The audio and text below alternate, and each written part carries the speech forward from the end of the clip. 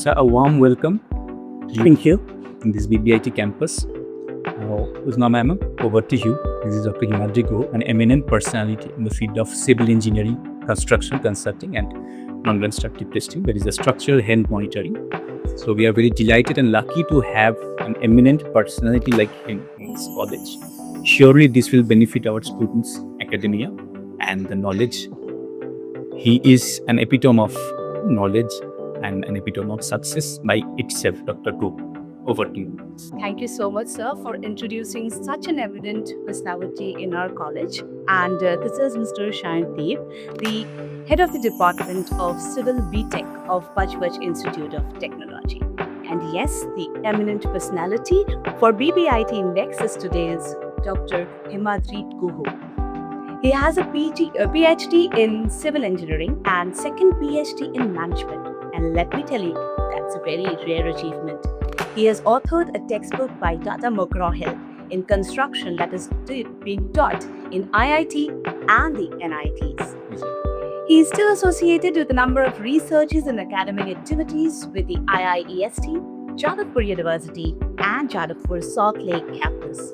He regularly publishes in technical journals. A book about built heritage of Kolkata was recently published. So, a very warm welcome to our college. Thank you once again. So, I was reading about a lot of restoration you have been going through, right? So, like the restoration of buildings, it is such an interesting thing. So, sir, can you name some of the buildings which you have actually restored? Sure, why not? The whole story started about 23 years ago, I suppose, in 2003. The problem was Life Insurance Corporation, LIC, owns a building that is called Metropolitan Building. Yes.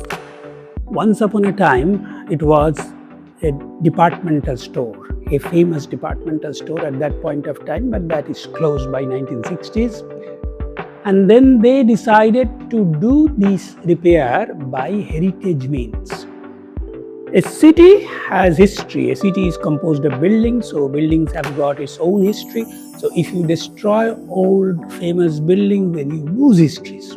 Definitely, sir. Now, for example, in London, there are buildings that is standing there in the same proportion, same size, same specification, still 1660. You look into the numbers, still 1660. Now, so in Calcutta, the city fathers decided to have the heritage building rules, and the first one that was repaired by the means through that was the Metropolitan Building. So that is the first time we started using materials that we have forgotten to use. The lime, the sand, we still use, but then again, there are a number of vegetable, or rather I should say plant-based chemicals that we used to do. For example, in waterproof, in roofs, we used to use bale fruit. We used to do shirish. It's a secretion from a tree, from shirish tree. So when you go back and start using these things, you got to know about exactly how it was done earlier. So that was the challenge to start with. And then in 2006, I fixed up British Town Hotel.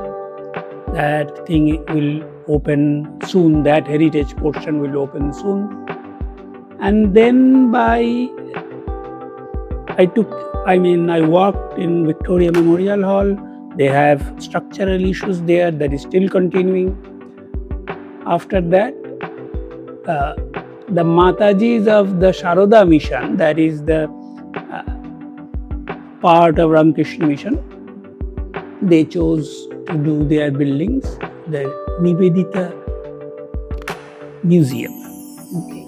Nivedita used to live in a building that was about 145 years old as of now, and they chose to do that, to repair that building exactly by old means.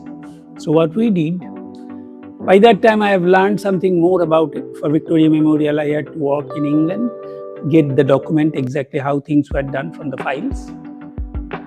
And then we went through the archives in Delhi, in Kolkata, places like that. And then we discovered certain special ways of doing elements that are required in all buildings, even in those times. But people do not know how exactly you create a DPC, a damp-proof course, in the wall. What were the chemicals used?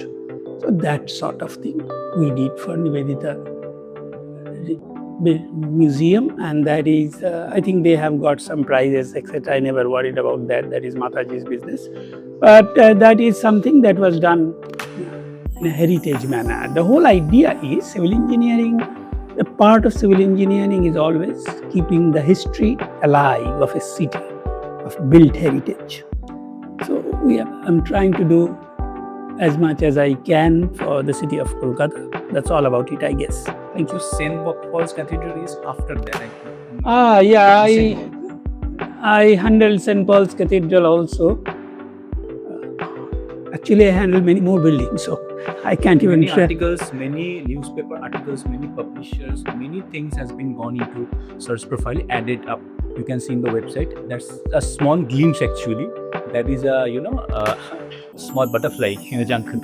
So I think so. Whichever roads or whichever streets I'm going to pass, I'll remember you, sir. Because in old Kolkata, yes. Exactly. So definitely I'll be remembering. And one interesting point when we are talking about this, people always claimed that in Kolkata we do not keep histories. Yes, that Kolkata is after 1960s. We had the partition, and that after that impact we couldn't trace these things. But before 1960, the history was so accurate. It's not, you won't find it anywhere else in the world. The reason being, Calcutta was a company town. By that, it means it's like city of Durgapur. Anything you do, you have to have approval of the money. Therefore, it has to be in the file.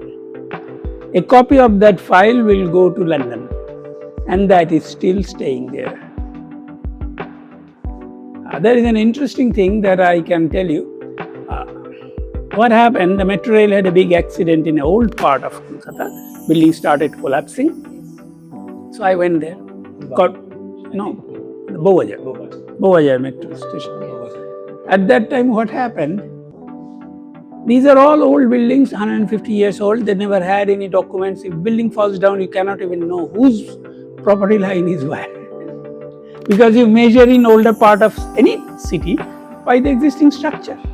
If the structure falls down, if the structure moves by 1.5 feet, then how do you determine which structure is whose plot is whose?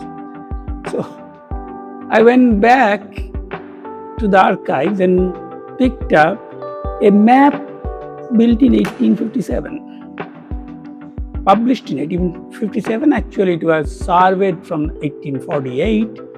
And in that map, I know exactly which turn I should take to enter into those buildings. So we plotted it from a 150 years old map. See, that's how it worked for Kolkata. For example, if I tell you, when was the first street of Kolkata was built by the English? Of course, Calcutta is built by the English to start with. So the first street was built on 1709 on 18th of August. No, in no other cities, very few other cities you can talk like that. Why? Because in the file they said we should start with the avenue which is now called Bowajar Street. So Calcutta had all documents. Unfortunately, they are not here. Some of them were in Delhi archives, and the rest of it is in England. So when I work on Victoria, the first thing I have to do, go to English archives in London to find out exactly, for example, the clamps, how the marbles were fitted. So for that, I need to go to the England to find them out, you see. So Calcutta is documented, very documented. The historical part of Calcutta is not very old compared to many other cities. But we can go back to that, because reviving heritage building, in England they always do that, in Europe they always do that. You see, the Calcutta High Court was made in the form of a church in Belgium. After the war, people from Belgium came here to get a plan of that and rebuild that church. Exact proportions from where the steeple will start and that sort of thing.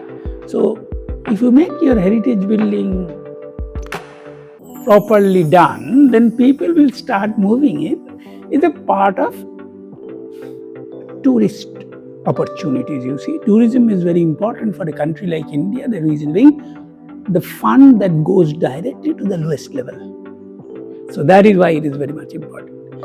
So you were so much clear about the technical challenges you faced, sir. Like, we can understand that going back down to England again, to Calcutta again, to Delhi, just to find out what was used, and then you repaired it, sir. So right now, the present situation of civil, sir, like, how do you grow in this aspect? And what are the technical issues you still, find in the world of AI till today for civil, sir? Can you just brief? For the modern civil engineering, again I will stick to Calcutta only. Okay. The problem is quality of construction. Quality of construction has gone down. One of the reasons is the level of conviction among the engineers, among the workers, up to down to the level. So we make errors, we do shortcuts because of time, because of cost. It will certainly come back to us very soon. I always find buildings that is not very old, but it has got problem because of the quality of construction. So yes, as a student, if someone has to, or as a faculty, if someone has to think about how to improve building, the first part is the quality. The quality part, our codes, our ideas, everything is very clear. We know everything. But the problem is when we go to the site, we don't execute it in that manner. So that is a major problem that I face in Kolkata buildings. So the last question, I would just interrupt you. So just give us some suggestions for our BBIT students. Civil engineering is growing enormously, particularly for India, because India is going more into the infrastructure. The level of infrastructure that we are building now is increasing day by day compared to the last 15 years or 20 years back. So when we do that, civil engineers are in demand. Any infrastructure is the first thing one needs. But they have to be usable in practical field right away. Civil engineering has a lot of things to learn. Learning the fundamentals often takes most of their time. There is nothing wrong in it. It should be that way. But even then, they should have some site exposures and some office exposure so that they are ready for work. That is something. They are not sometimes marketable to an office who demands immediate skill. Sometimes they lack that. And in any field, you have to work hard. There is no shortcut. No shortcut to success. Thank you so much, sir, for being on our channel.